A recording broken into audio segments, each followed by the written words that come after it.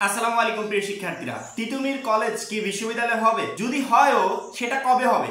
এই মুহূর্তে যেই আন্দোলনগুলো চলমান ছিল প্রত্যেকটা আন্দোলনের কিছু না কিছু সুরাহা হয়েছে, কিন্তু একটা আন্দোলনের সুরাহা এখনো হয়নি। আন্দোলন প্রতিদিন শুধু বেগবান হচ্ছে কিন্তু সমাধান আসছে না। সেটা হচ্ছে তিতুমির কলেজকে বিশ্ববিদ্যালয় যেন করে, এই দাবিতে শিক্ষার্থীরা রাস্তায় নেমেছে, তারা অনশন করছে, তারা আলটিমেটাম দিচ্ছে, পরবর্তীতে রাস্তা অবরোধ করছে, রেল অবরোধের ঘোষণা দিয়েছে। লাস্ট আমাদের কাছে যেটা আপডেট, কয়েকদিন আগে যে বিষয়টা আমরা দেখলাম যে তিতুমির কলেজকে বিশ্ববিদ্যালয় ঘোষণা না দেওয়া পর্যন্ত চলমান থাকবে অনশন।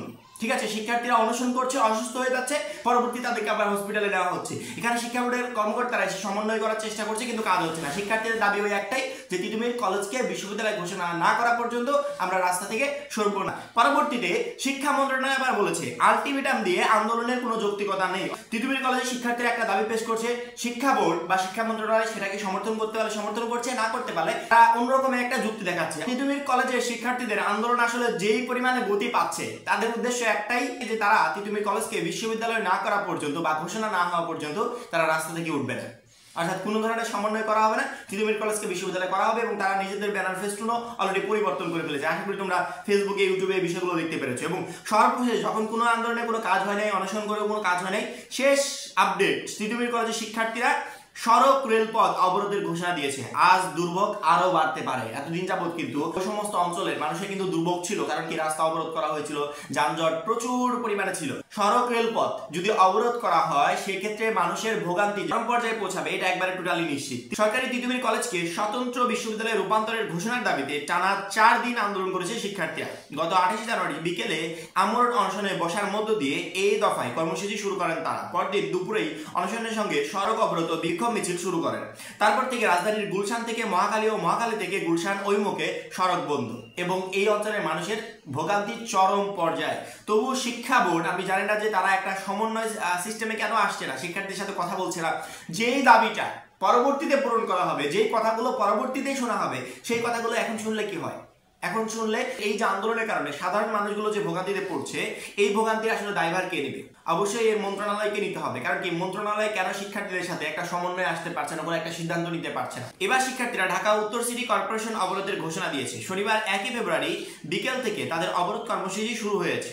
সন্ধ্যায় গুলশান 1 গোলচত্বর অবরোধ করেন তারা। তবে রোববার 2 ফেব্রুয়ারি সপ্তাহের প্রথম কর্মদিবসে তারা কঠোরভাবে অবরোধ কর্মসূচির ঘোষণা দিয়েছে।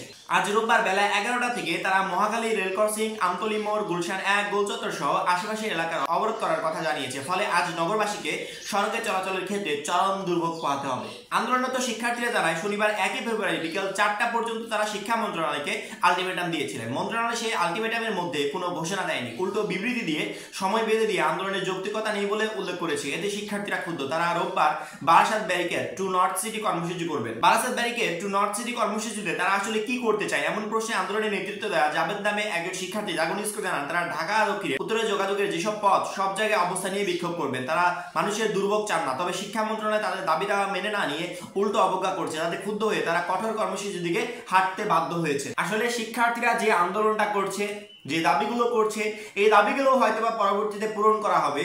শিক্ষা মন্ত্রণালয় হয়তোবা এখন না করে পরবর্তীতে মেনে নিবে, কিন্তু মানুষের ভোগান্তি যে চরম পর্যায়ে পৌঁছেছে এটা আসলে দেখার মতো কেউ নেই। আজকে যদি প্রত্যেকটা সড়ক এবং রেলপথ যদি অবরোধ করা হয়, মানুষের সাথে যদি এক অঞ্চলের মানুষের সাথে অন্য অঞ্চলের মানুষের যদি যোগাযোগ বিচ্ছিন্ন হয়ে যায় আন্দোলনের কারণে, এর দায়ভার কে নেবে?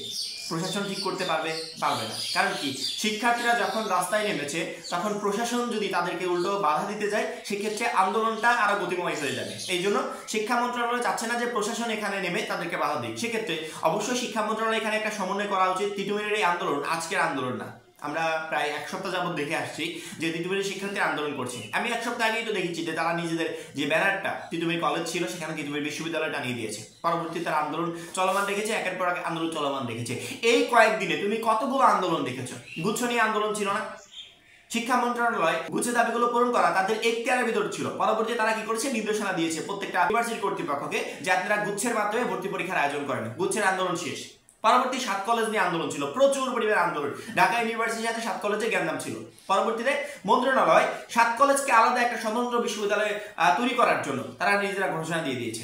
পরে 7 কলেজের আন্দোলনটা শেষ। কিন্তু তিতুমিরের আন্দোলনটা তার আগে থেকে চলমান ছিল, কিন্তু এই তিতুমিরের আন্দোলনটা এখন পর্যন্ত চলমান আছে। কারণ কি শিক্ষা মন্ত্রণালয় এই তিতুমির কলেজের শিক্ষার্থীদের সাথে কোনো ধরনের কোনো সমন্বয় করতে পারে নাই। কারণ কি তিতুমির কলেজের শিক্ষার্থীরা যে দাবিটা করেছে, আমার মনে হয় শিক্ষা মন্ত্রণালয়ের পক্ষে সম্ভব না এই দাবিটা পূরণ করা। কারণ কি তারা একটা কলেজকে আলাদাভাবে ইউনিভার্সিটি ঘোষণার তারা দাবি করেছে। যেখানে 7 কলেজকে সমন্বয় করে একটা ইউনিভার্সিটি ঘোষণার কথা জানানো হয়েছে, সেখানে তিতুমির কলেজ চায় তাদেরকে নিয়ে আলাদা একটা ইউনিভার্সিটি গঠন হোক। এখন শিক্ষা মন্ত্রণালয় আসলে কিভাবে এটা সমন্বয় করবে, কিভাবে শিক্ষার্থীদের সাথে বসে কথা বলবে, কিভাবে একটা ইউনিভার্সিটি গঠন করবে, এটা আমার জানা নাই। কারণ কি তিতুমির কলেজকে যখনই ইউনিভার্সিটি ঘোষণা করা হবে, তখন আবার অন্যান্য 7 কলেজের প্রত্যেকটা কলেজ আলাদাভাবে যদি আন্দোলন করে যে আমাদেরকে ইউনিভার্সিটি ঘোষণা করে দেওয়া করতেই পারে।